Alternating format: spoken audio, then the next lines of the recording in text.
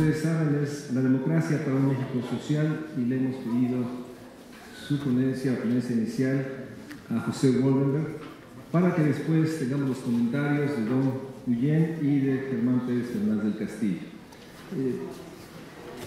Sin más preámbulo, solo comentando que si hay un elemento necesario para la construcción de un México social, es la reflexión sobre la democracia, la política y la enorme realidad que si no establecemos nuevas reglas, mejores reglas para un diálogo y reglas para llegar a consensos, todo lo que digamos o todo lo que propongamos estará siempre atrapado ante la ausencia de la política, de las reglas de diálogo y consenso. Elementos sustantivos de la democracia en México. Sin más, entonces doy la palabra a nuestro ponente, a José Woldenberg.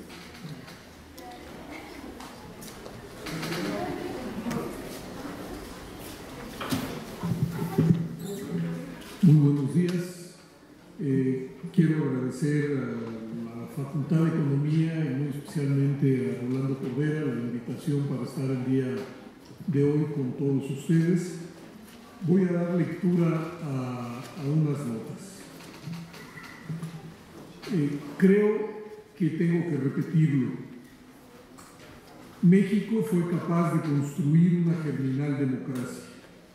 Sí, construir, porque no se trató de una aparición, de una buena nueva, de un resultado de la mera inercia.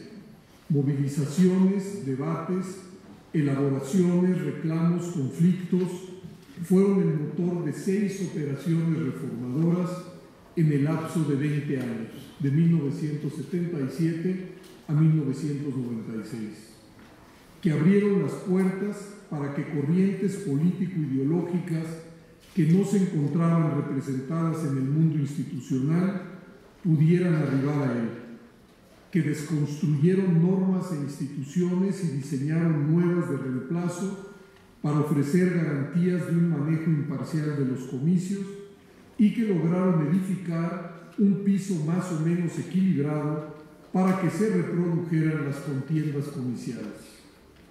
Germinal, porque la democracia entre nosotros no tiene más de 20 años, para ser exactos, 16. A pesar de que desde el añejo oficialismo se decía que México era un país democrático y de la incomprensión extendida del proceso de transición democrática, lo cierto es que las normas, las instituciones, los partidos y la correlación de fuerzas que las sostienen son una relativa novedad en México. Y democracia, porque todos los síntomas de ese régimen de gobierno son fácilmente detectables. Elecciones competidas, división de poderes, fenómenos de alternancia, pluralismo equilibrado en los órganos representativos, expansión de las libertades.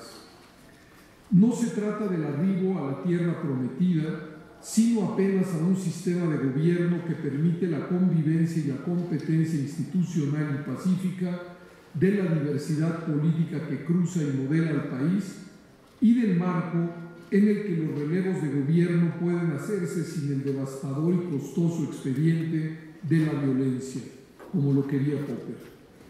Y vale la pena valorarlo porque hay demasiados indicios de que el aprecio por la democracia no parece crecer, sino decrecer. Ello, a pesar de que no exista ninguna corriente intelectual o política arraigada que retóricamente no se diga comprometida con la reproducción de la democracia. Entiendo que 2 grandes retos tienen que afrontar la reproducción más o menos armónica de nuestra incipiente democrática. 1, la de su gobernabilidad, y 2, la de su entorno social marcado por profundas desigualdades económicas y sociales, lo cual no solo genera tensiones, sino desafecto, distancia crítica hacia los instrumentos que hacen posible la democracia: partidos, políticos, parlamentos. Entiendo también que debo poner un énfasis especial en el segundo de los desafíos, pero diré, si ustedes lo permiten, algunas palabras también sobre el primero: gobernabilidad. El rasgo más sobresaliente de la política mexicana de los últimos años es la existencia de un pluralismo equilibrado en los órganos representativos. En particular en el Congreso, desde 1997 ningún partido ha logrado contar con la mayoría absoluta de los escaños en la Cámara de Diputados, y eso mismo pasa en el Senado desde el año 2000. Y así será, en el caso del Senado, por lo menos hasta el año 2018. Es la desembocadura más notoria y elocuente del proceso democratizador. Es producto, insisto, no del azar y tampoco solamente de las fórmulas de traducción de votos en escaños, sino una sociedad masiva, compleja, pero sobre todo diferenciada, que no cabe ni quiere hacerlo bajo el manto de una sola agrupación partidista.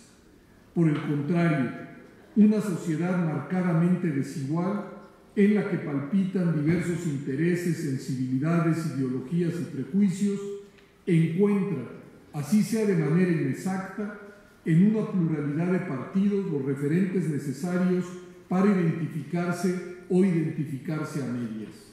No se trata entonces de un fenómeno artificial, sino de la traducción de una sociedad diversa en una representación igualmente diversa.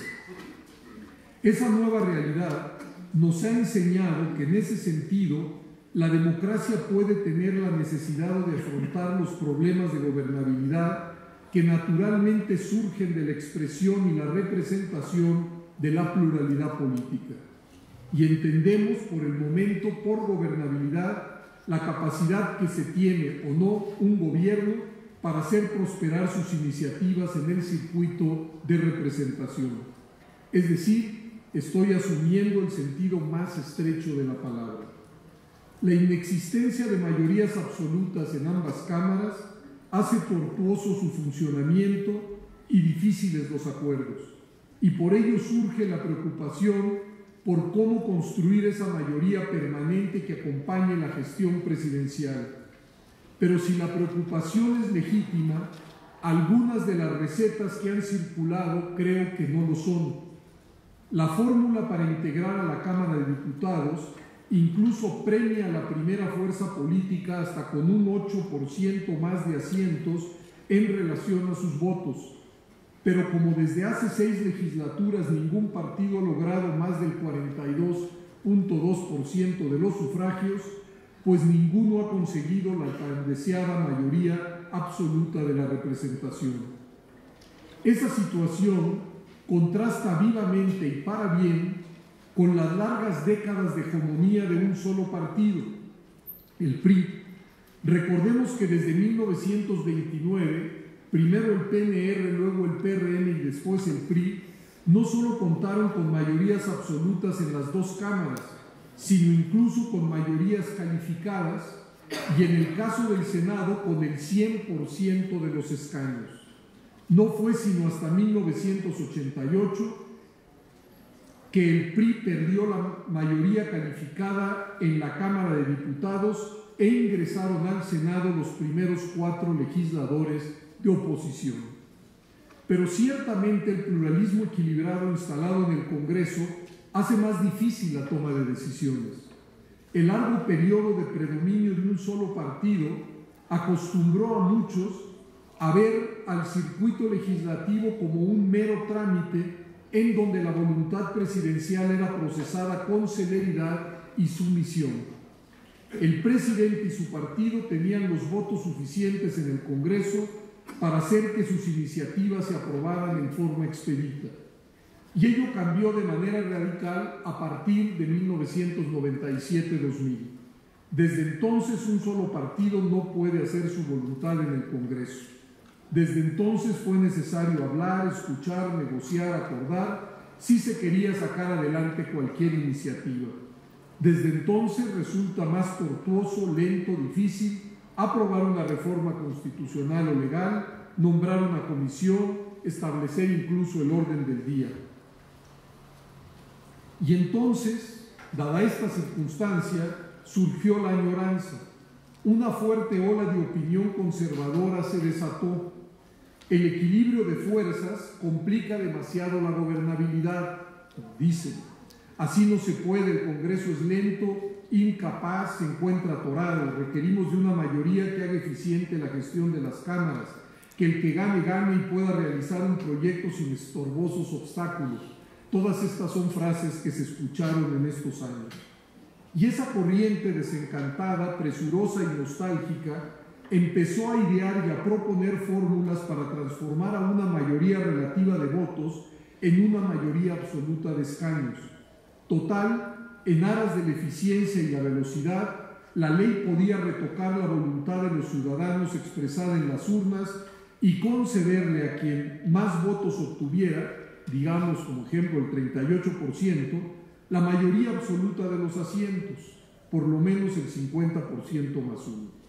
No importaba que con ello se trastocara la voluntad popular, no importaba que como por arte de magia una minoría, ciertamente la más grande, se convirtiera en mayoría y el conjunto de las minorías que sumaban la mayoría de los votos se volvieran en conjunto minoría. De lo que se trataba era de inyectar eficacia, eficiencia, rapidez, agilidad al Congreso.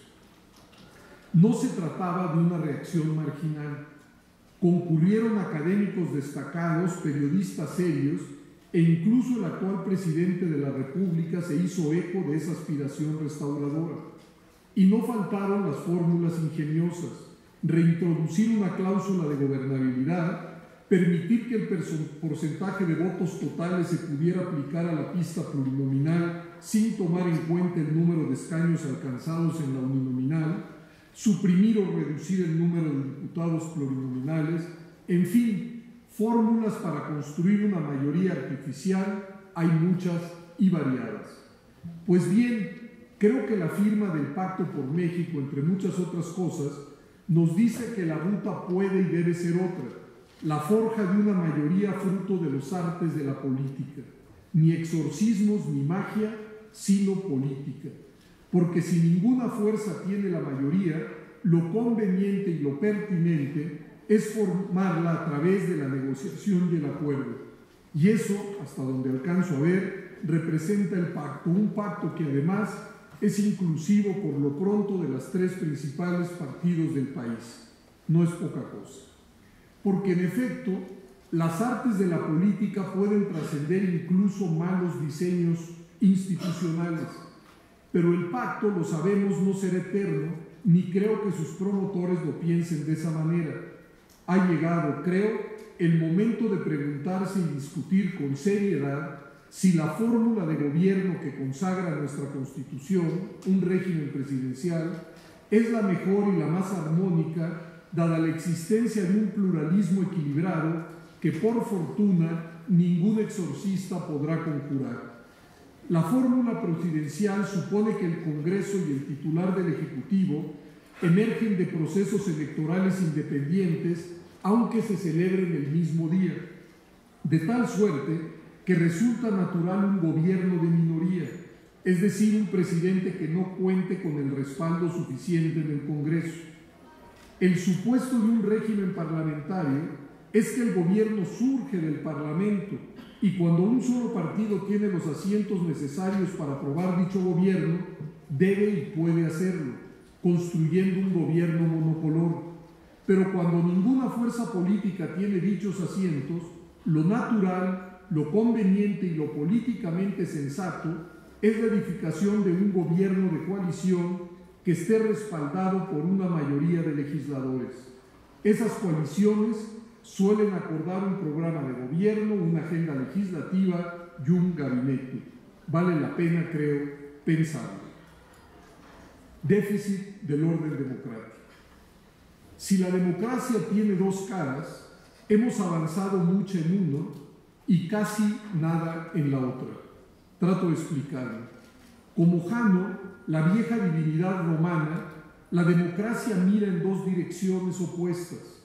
Debe ser expresiva de la diversidad de opciones, ideologías, sensibilidades, intereses que cohabitan en una sociedad y debe generar un orden para garantizar los derechos de todos y no quedar sujeta a la ley del más fuerte. Se trata de dos caras que viven en tensión, no fácilmente reconciliables, porque ponen en acto valores enfrentados. el ejercicio de las libertades una y el límite a dicho ejercicio para preservar los derechos de tercero la otra. Libertad sin orden, ya se sabe, puede generar anarquía, y orden sin libertad es sinónimo de dictadura.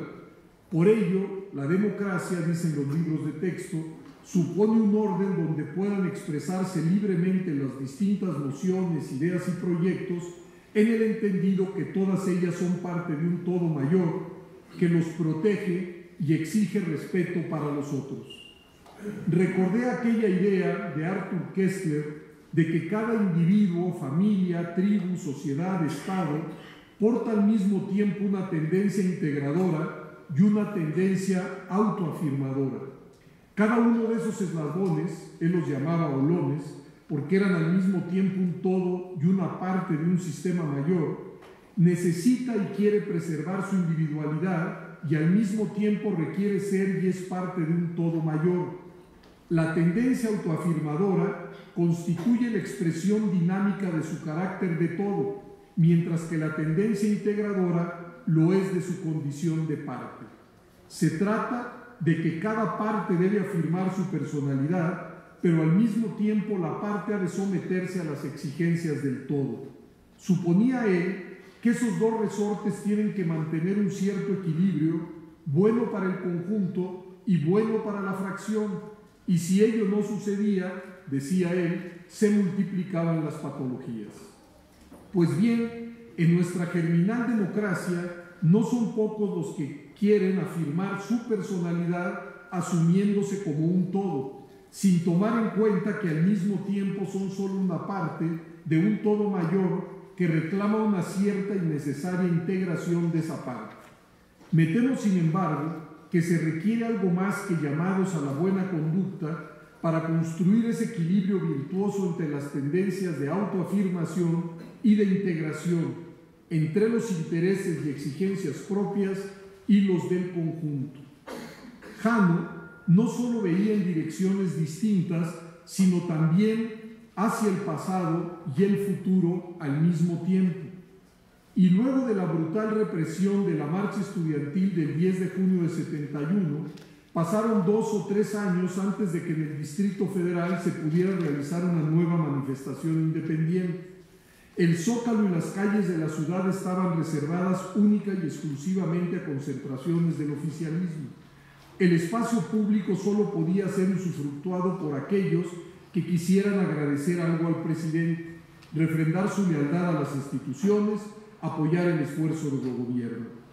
42 años después, las libertades se han ampliado, extendido, multiplicado. En la capital y los estados se realizan marchas, mítines, concentraciones, acompañadas de una más dilatadas libertades de expresión, de prensa, de asociación.